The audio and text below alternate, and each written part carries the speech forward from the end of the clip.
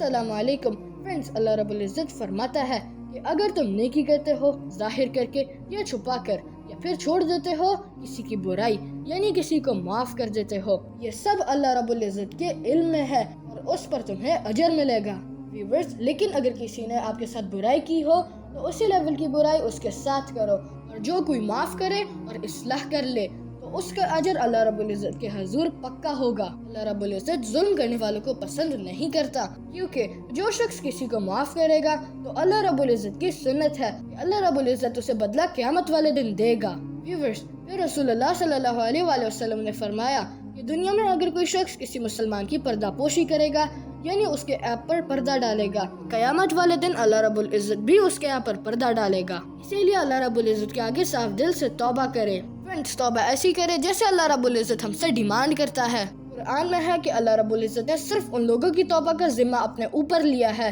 جو لوگ جہالت میں یعنی اگنورنس میں گناہ کر بیٹھیں اور اس کے بعد فوراً توبہ کر لیں اور اپنی اصلاح کر لیں تو اللہ رب العزت بھی ان کی طرف توبہ فرماتا ہے۔ ویورز، بندہ بھی توبہ کرتا ہے اور اللہ بھی۔ توبہ کا مطلب ہے رجوع لانا۔ بندے کی توبہ یہ ہے کہ گناہ کرنے کے بعد اللہ رب العزت سے سچے دل سے معافی مانگے، اور اللہ رب العزت کا توبہ کرنا یہ ہے کہ اللہ رب العزت جو اس شخص سے ناراض ہوا ہوتا ہے تو اللہ رب العزت بھی اپنے بندے کی توبہ کرنے پر اس پر شفقت کرتا ہے اور اسے معاف کر دیتا ہے اور دوبارہ اس کے لیے رحمت کے دروازے کھول دیتا ہے۔ کیونکہ فرینڈز، اللہ رب العزت فرماتا ہے کہ کیا تم یہ نہیں چاہتے کہ اللہ رب العزت تمہیں معاف کرے؟ اگر تم یہ چاہتے ہو کہ اللہ رب العزت تمہیں معاف کرے تو تم بھی اللہ رب العزت کے بندوں کو معاف کرو، اور جب تم اللہ رب العزت کے بندوں کو معاف کرو گے تو پھر تم اللہ رب العزت سے معافی کی توقع رکھو، اور اگر آپ اللہ رب العزت کے بندوں کو معاف نہیں کرتے تو پھر اللہ رب العزت سے کیا توقع رکھتے ہو کہ اللہ رب العزت تمہیں معاف کرے؟